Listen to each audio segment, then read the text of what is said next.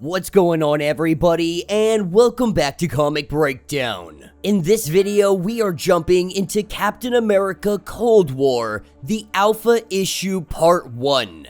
Having both of our Captain America titles crossing over with one another. Most recently, what we saw was Sam Wilson stopping a civil war from happening. He did this with the help of Nomad. The instigator behind all of this was the White Wolf. He was accessing portals from Nomad's childhood home in Dimension Z. They were bringing monsters into the battle, partnering up together with the Resistance leaders to destroy the portal technology and put White Wolf in jail for his crimes. And then not long ago, Steve Rogers had been betrayed by Bucky Barnes. Upon learning that there is a shadow organization called the Outer Circle, these guys have orchestrated the life of Bucky for so very long. They did this in a bid for power known as the Century Game. Bucky has chose to join the Outer Circle as their new revolution to destroy them from the inside. And while he was able to use Steve, Sharon, and Peggy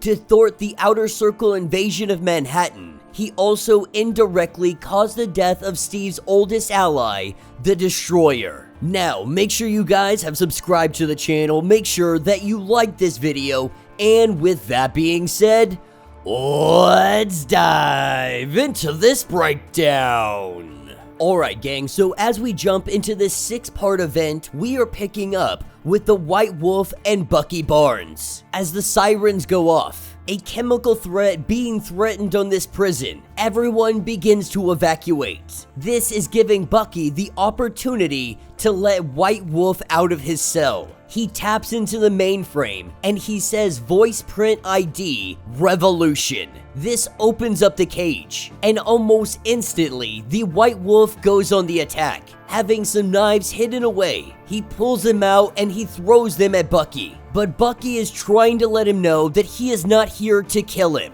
Though White Wolf would believe differently, Bucky finds him to be disgusting. Hunter was raised to be the brother of Black Panther, and he has done nothing but try to destroy Wakanda, to destroy everything that Black Panther had built. But right now, there is something that he needs from the White Wolf, and right now, he is willing to trade him that for his freedom. He needs the transmitter. He needs the codes. But for White Wolf freedom, that's simply not enough. Recognizing that he does hold a few cards, he has one condition, and this technology will be Bucky's. What he wants is the throne. The two of them having a handshake, we pick up with Nomad and Steve Rogers. Finally having the opportunity to sit down, to have a discussion. Really, this is an opportunity for them to catch up on each other's lives. And Nomad says that he is a little bit worried about Steve. With Roger dying, with Bucky being gone, there's a lot going on. But Steve does believe that Bucky is doing what is necessary, or at least what he thinks is right. That he is tearing down the Outer Circle from the inside. And he knows that Bucky is lost. But he is no monster. Steve really thought that he could give him a way out. While the two of them have this discussion, that is when we see the crosshairs. Steve grabbing his shield, he quickly pushes Nomad back and then there is a giant explosion. With the Fed going up in flames, we see a Captain America crawling out of the fire. Shield in hand, this is when he sees her. This is when he sees Peggy. A portal opened up behind her, a giant weapon in her hand, and she is dragging Nomad away. Steve trying to figure out what is going on and why she is doing this. She says that the revolution sends his regards, and that she is also a star point, one of the Outer Circle's playthings, just like Bucky has always been. As she pulls Nomad into the portal, it closes up, and Captain America is left here calling up an old friend. That's where we pick up some hours later, and we have him meeting up with Sam Wilson, meeting up with Misty, and meeting up with Sharon. As Sam Wilson begins to give the debriefing, they talk about the White Wolf being released or escaping from prison, and then within the same hour, Nomad had been kidnapped right off the streets of Manhattan. They do have one clue. His friend David had pulled the security footage from across the street. That portal was a Zola gate. That gate only goes to one place, and that is Dimension Z. And Sam knows that somebody else is pulling the strings, that White Wolf isn't doing this alone. That's when Steve chimes in, saying that it is Bucky Barnes. He goes on to explain that they are called the Outer Circle, 5 people with more money than anybody would know what to do with, and they have been influencing global politics since World War I.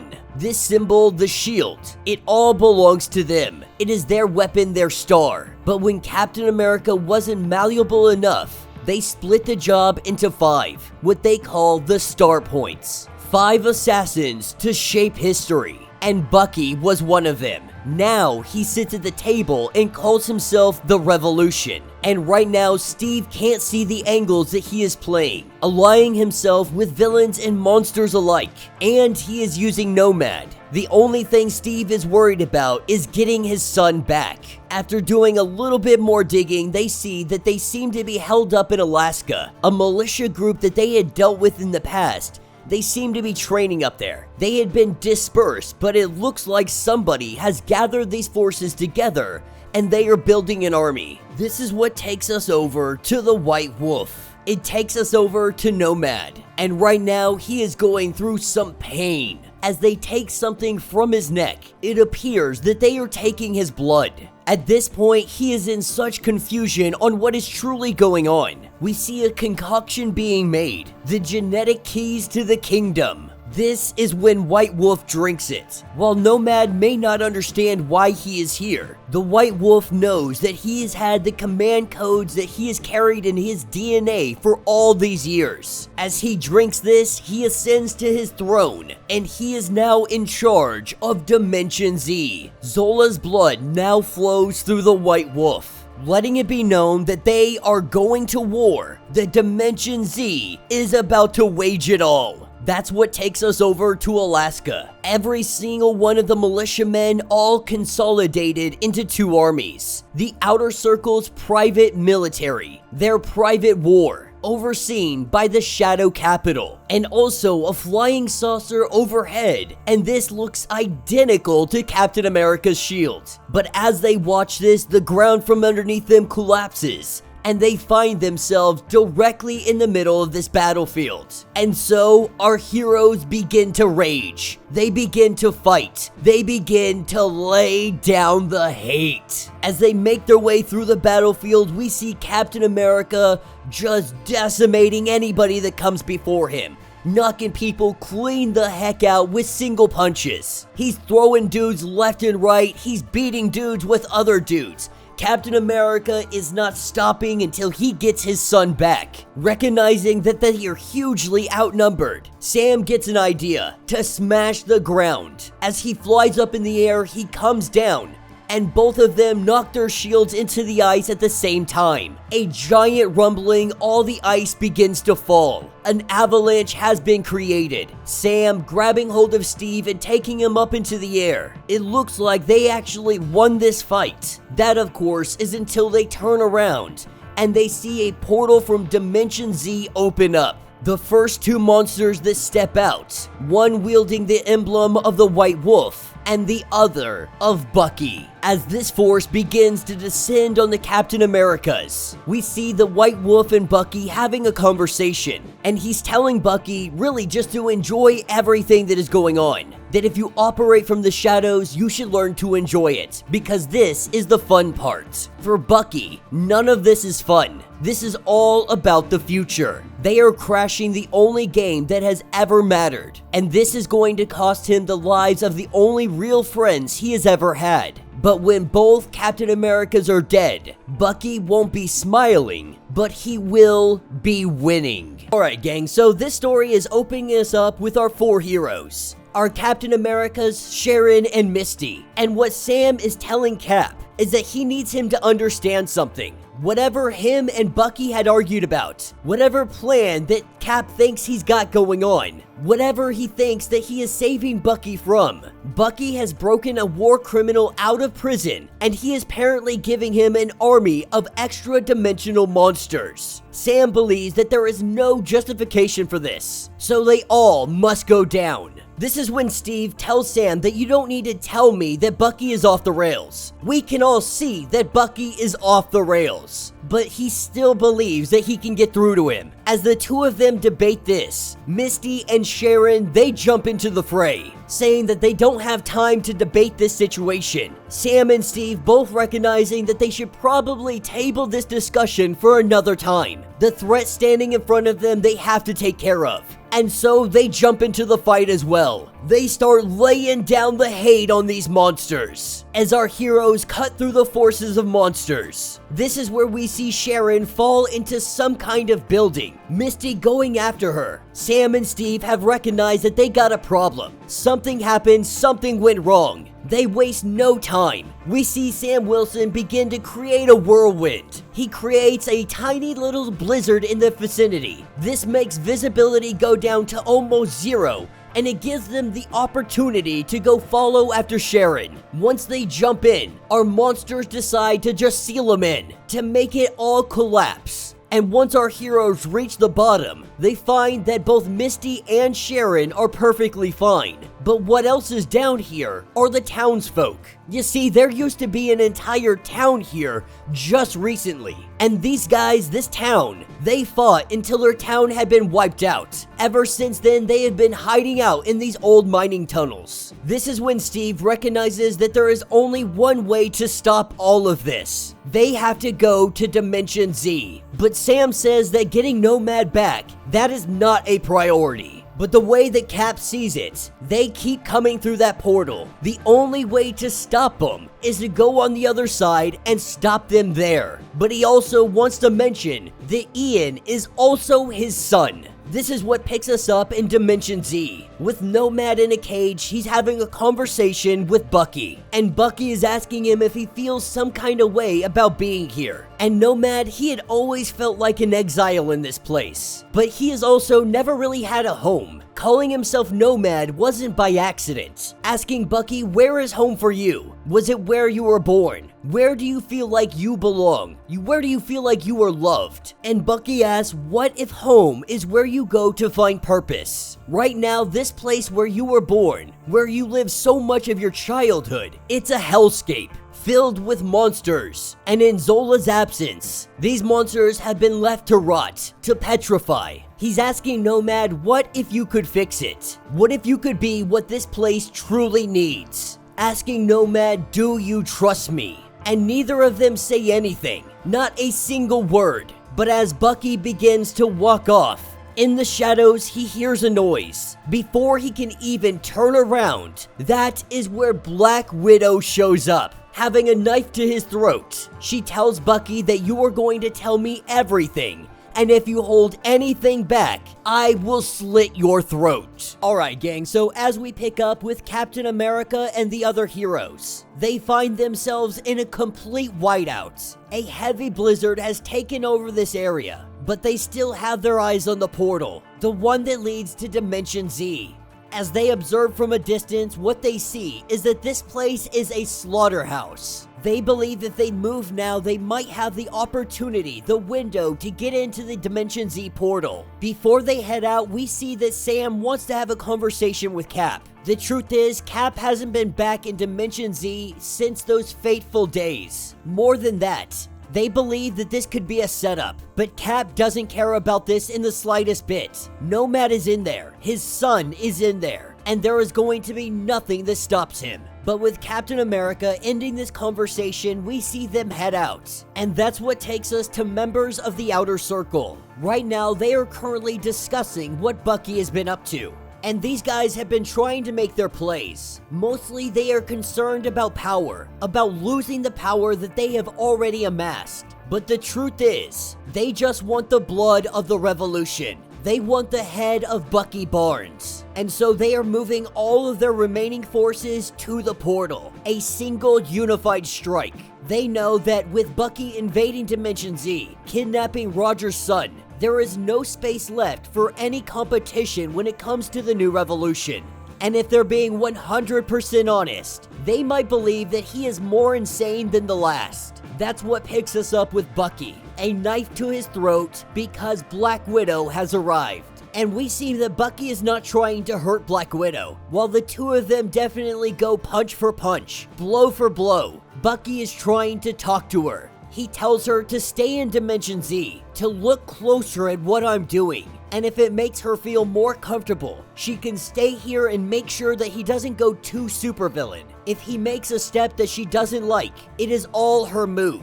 He only has one condition, that she trust him. And Black Widow will always trust Bucky Barnes, but she will not trust the man that he is currently pretending to be. Cutting his cheek with a knife, we see her walk off. She is giving him the opportunity. She is giving him the chance to show his true intentions. This is where we get a small glimpse of Dimension Z back when Cap and Nomad were there together for a decade. These are the memories of Cap as he battles his way to the doorway to the portal of Dimension Z. He's thinking about the time he spent there, about his son not believing what simply groceries were. The kid had no idea of a world that he had never been to, one that Cap longed for. Now, while they are fighting, Sam tries to stop Cap, tries to let him know that I know this is a big deal to you, but we have to make safe choices. He truly believes that Cap is just off the hinges, that he is not thinking clearly nor tactically. While they argue, we see someone that is almost on top of him. That is where Sharon comes in,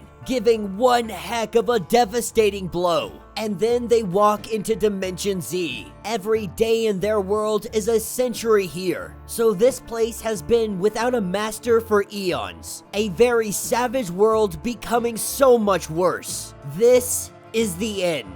With Cap and the others arriving, we see that the White Wolf gets signal from the throne. It can feel their presence. And while Bucky says to simply ignore them, that they are way out there in a frozen apocalypse, there stands a whole deathscape between the two of them. But White Wolf has something else in mind. Being the king of this dimension, he's going to send a message. This is where we see from the location of Cap and the others, a huge explosion. Alright gang, so as we dive into this issue, we are picking up in the aftermath of this explosion, with Sharon looking for anybody that might still be alive, looking for Misty, looking for Sam. We see Steve walking off, calling out to him, begging him, telling him to stop. This is where we see Sam. He is picking up his shield and he is telling Cap that he needs to stop, because right now Misty needs their help. Sharon can barely stand up. They barely survive this attack. Now Steve says that Sharon is much tougher than she looks. Misty as well. But Sam wants him to stop because they need to regroup. They just got hit by a freaking bomb. Sharon and Misty, they need them right now. But the way that Steve sees it is that Ian needs him right here now more than ever. They have his son chained up somewhere in there. They don't know what they're doing to him. And so for Steve, he's gonna keep moving. This is when Sam tells him that you're not thinking straight. Maybe it's this place, maybe it's being back here, that it messed you up way more than you actually give it credit for. But Sam wants to take cover, he wants to regroup and get their people back together, with Steve completely ignoring him. We see Sam jump in front of him, telling him that he needs to calm down and think this through. But Steve tells him to get out of my way. Not wanting to hear a single thing he says, Cap throws a punch at Sam, and Sam is thrown off a little bit. He has never seen Steve like this. He mentioned Misty and Sharon, and he didn't even bat an eye. He is completely ready to abandon them. On top of that, he just dang near put a hole into Sam's chest. This makes Sam ask what the hell happened to him and Ian in Dimension Z. What did they go through? Telling Steve that whatever PTSD that you're dealing with right now, you can't punch your way out of it. But Steve says that they know how time works here. They cannot afford to wait. The clock is ticking. They are here to save his son. That is the mission. There is nothing that is going to stand in his way from doing so. But Sam tells him that the mission is stopping Bucky and White Wolf from unleashing this place onto the rest of the world. With half their team out of commission, they have to regroup. This is where Steve says that he tried to reason with him, but the time is up. Steve throws his shield, and we see the two of them begin to brawl. With Steve grabbing his shield, he brings it down with a heavy might. He starts laying down some haymakers on Sam's face, and then he starts to get real deep, real personal. He tells Sam that you should know, of all people, what it is like to lose a family. The family that you're supposed to protect. Sam's mother, Sam's father. How many people has he lost? How many people have they loved and lost? Telling him to think about your family. Nomad is his family. And so there is nothing that is gonna stop Steve. With Sam taking one hell of a beating, Steve goes to walk off, only for Sam to rise up again. And Sam tells him that he thinks about family every time he puts this suit on. That Cap is in no place to talk to him, to lecture him about family. This is where Sam goes to lay down the hate. He punches Captain America so freaking hard, it drops him to the ground. And Sam tells him that this isn't about them. When you put that suit on, when you carry the shield, it's not about you anymore. He tells him that you can't keep on doing what you're doing and call yourself Captain America. That's where the rage comes out in Steve, saying, "What did you just say to me?" Steve goes in on him. Sam is able to pick him up and they go up into the sky as he plans to knock some sense into Steve. That you don't even recognize you're leaving behind Misty, Sharon, all to walk into Bucky's trap. That maybe you can walk through that fire, but the rest of them have to walk through it too. And maybe Steve survives, but the rest of them will get burned. And Sam is done getting burned. That's where Sam hits Steve and sends him flying down into the ground. As he leaves Captain America there beaten up, broken on the ground, he flies back over to Misty and Sharon. He apologizes to them. And that's what picks us up with Bucky and White Wolf. We have Nomad that is sitting here watching all of this destruction going on. White Wolf wanted him to watch as both Captain Americas become food for the hounds. With Nomad telling Bucky, "I hope you know what you are doing." This is where we see the portals open up. Sam, Sharon, and Misty finding themselves completely surrounded because whatever trap they had walked into, it is still very much trapping. Alright gang, so as we pick up with White Wolf and Bucky, they are watching the radar as the three heroes get completely surrounded. He is letting Bucky know that the captain is gone. And so while he sends his monsters in, Bucky's letting him know with all due respect, what you have, your forces, they're not enough to take on Sam Wilson. That you need to send everything. Because while you sit here and believe that Steve Rogers is dead, that would be a mistake.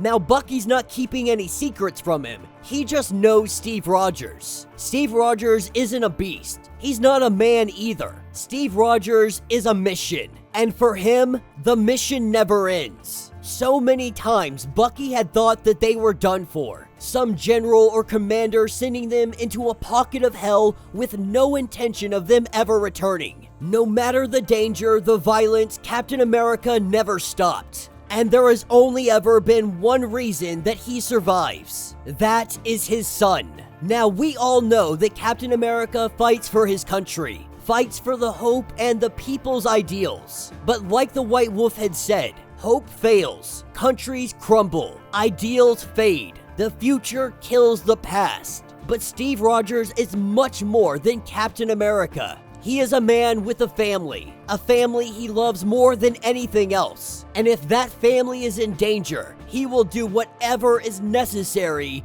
to win the fight. This is where Captain America makes his way to Sam and the others, moving at ridiculously fast speeds. He has created an avalanche, as Sam tells the others to prepare for the avalanche incoming. We see Captain America jump into the air and grab hold of Sam, the avalanche taking out all of their enemies. Him and Sam stand toe-to-toe, and Captain America apologizes. He tells Sam that you are right, they have his son, and right now he is scared, he is angry, and he is letting all of this blind him. He tells Sam that he won't ever take him for granted again. The next time Sam has something to say, he will hear him out. With our team now coming back together, they get ready to complete the mission, to save their friend. Picking back up with the White Wolf. He has listened to Bucky say that Captain America is not stopping and he never stops, that he is unstoppable. But finding it odd that if you think so highly of him,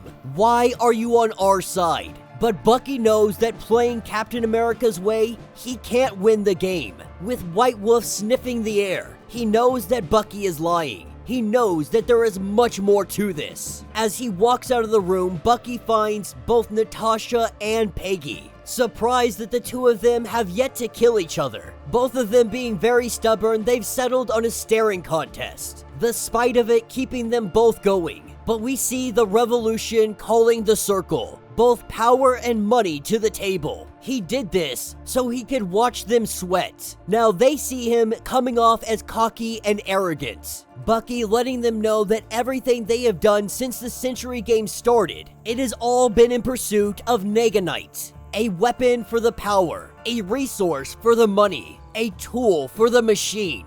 And now Bucky controls the worldwide supply. And while they propose maybe making a deal, Bucky has no intention of a deal until he has secured his investment. And they tell him that he is making the same mistakes as the revolution before him, making dangerous allies, trusting his pet star points, and worst of all, he's playing with Captain America. And they wonder which one of his old friends is going to put a bullet into his head. As Bucky takes this information in and he goes to think about it, we see Peggy and Black Widow having a conversation.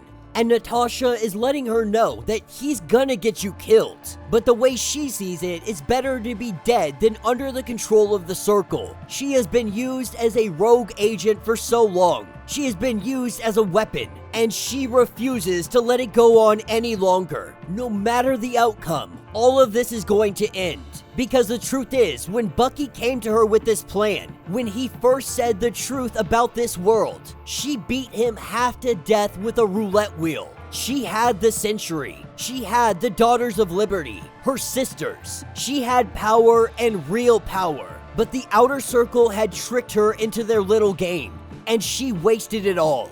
And so now she wants to put things right. And while Natasha says that your intentions may have been good, but you took Captain America's son. The way Peggy sees it, she helped win a war. And Natasha can't even see the battlefield. As Captain America and them make their way to this compound. And the White Wolf knows that they are coming. That they will try to throw the Wolf King down. He can smell their fear. He can smell their lies. And so he opens up the portals worldwide. Targets every single city without a hero. He instructs all genetic facilities to begin birthing procedures. They are gonna take the world for the glory of Dimension Z. And if they're gonna do this, they're gonna need a lot more wolves.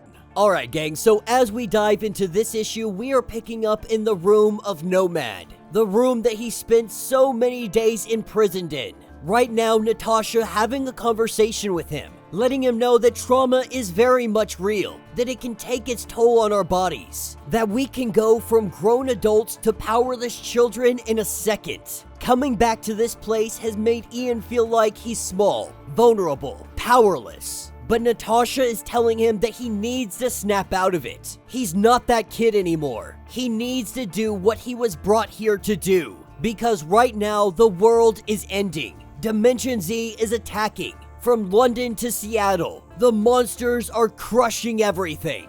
As we pick up in the throne room, we have Bucky coming in talking to the White Wolf, asking what the hell he is doing. A full-scale invasion on Earth with Sam Wilson and Steve Rogers at their doorstep, as if they don't have enough to worry about in Dimension Z. The White Wolf doesn't care. The White Wolf is off his leash, and he is doing what he believes is his destiny, what he was born to do. And while Bucky tries to tell him that this wasn't part of their deal, the Wolf King doesn't care. The most important question here, what the hell is the Winter Soldier gonna do about it? What are you going to do to stop me?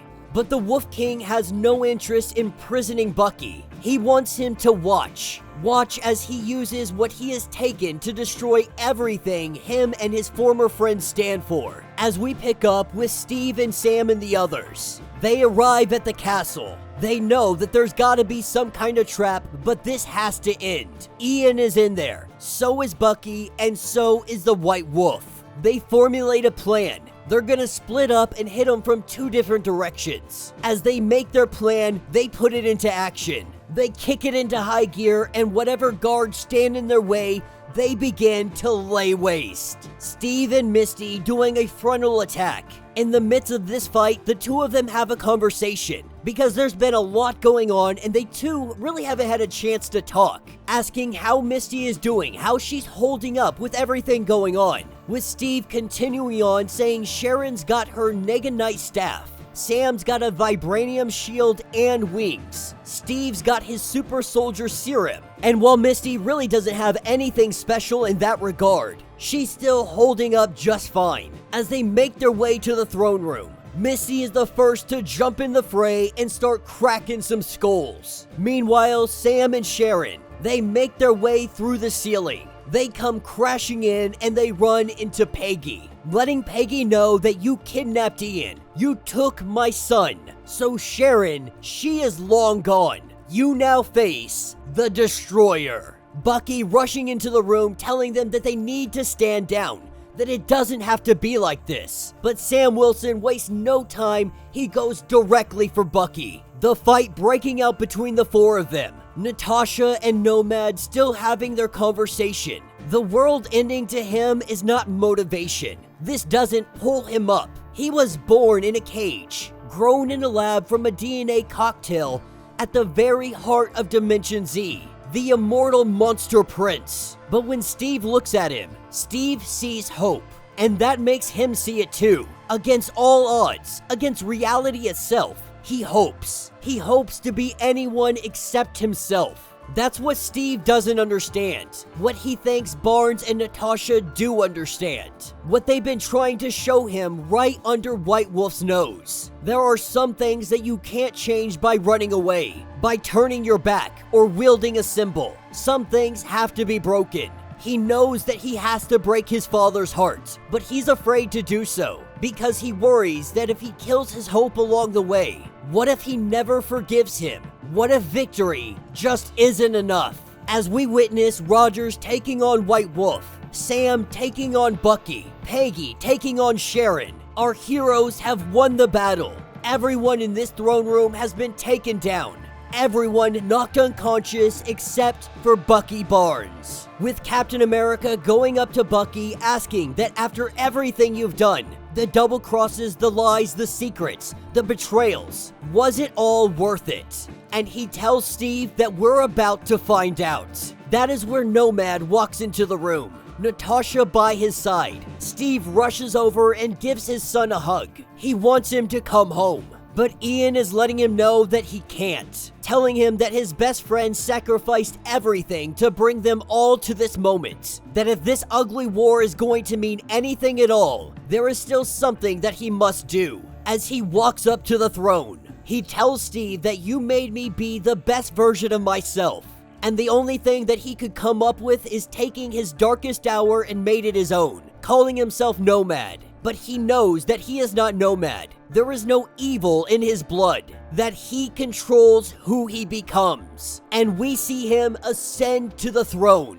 He becomes the king. He becomes the ruler. With Steve telling him that you have to get off the throne, that you don't know what you're doing. He says that it's okay, that the throne is not in charge, he is. That if he tells the sun to shine here, it will shine. If he tells the ground to grow, forest will rise. If he tells the monsters that the White Wolf sent to Earth to turn around and return, they will obey the king of the monsters. Steve turning to Bucky saying that this was your plan. Absolute insanity. But Bucky says that this is war. This was a secret one.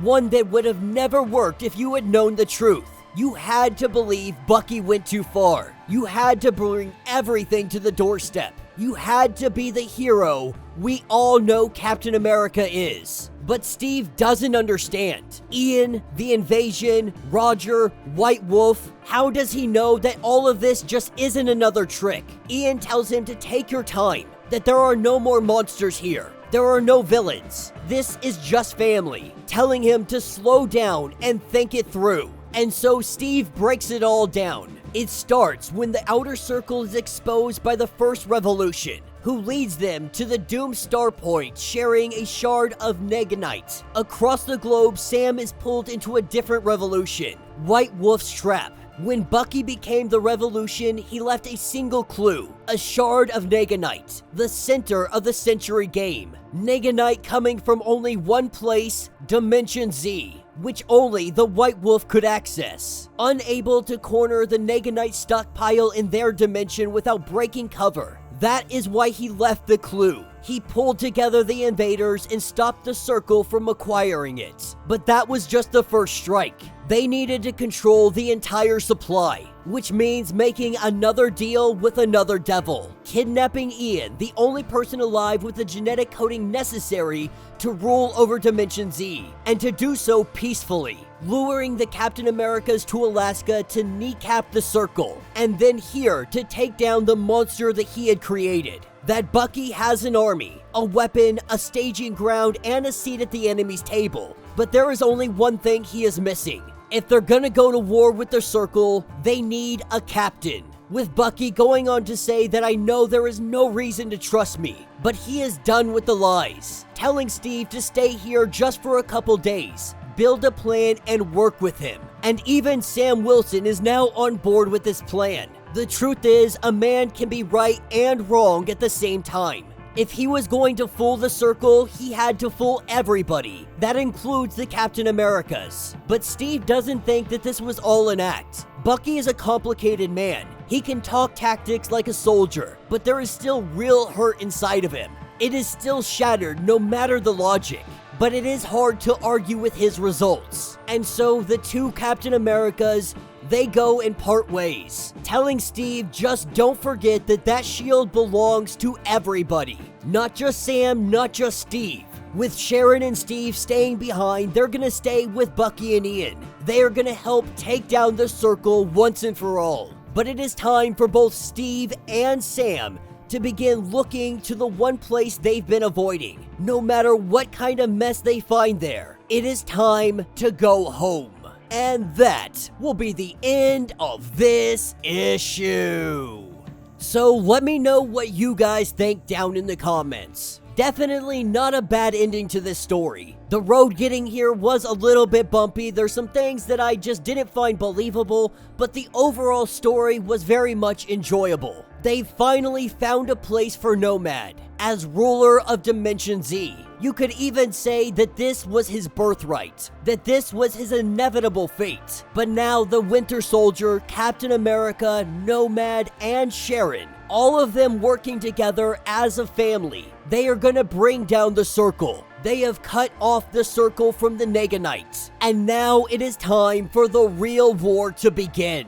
Sam and Misty both returning back home. Captain America, Sam Wilson, will be back on Earth doing what Captain America does best. I guess that's the good thing about having two Captain Americas. You can have one Cap back on Earth doing what is necessary, and the other one can be off doing whatever else is necessary to get done. We probably won't be keeping up with the Sam Wilson story, but we might continue on with what is going on when it comes to Steve Rogers, when it comes to the Winter Soldier. Because this seems to be a very promising story arc that may be moving forward, and I am actually really anticipating what they're gonna do to take down the circle. But let me know what you guys think. Let me know your thoughts, let me know your theories. If you would like to get completely caught up on everything going on with this series, be sure to check out the link in my description as well as the top of this video.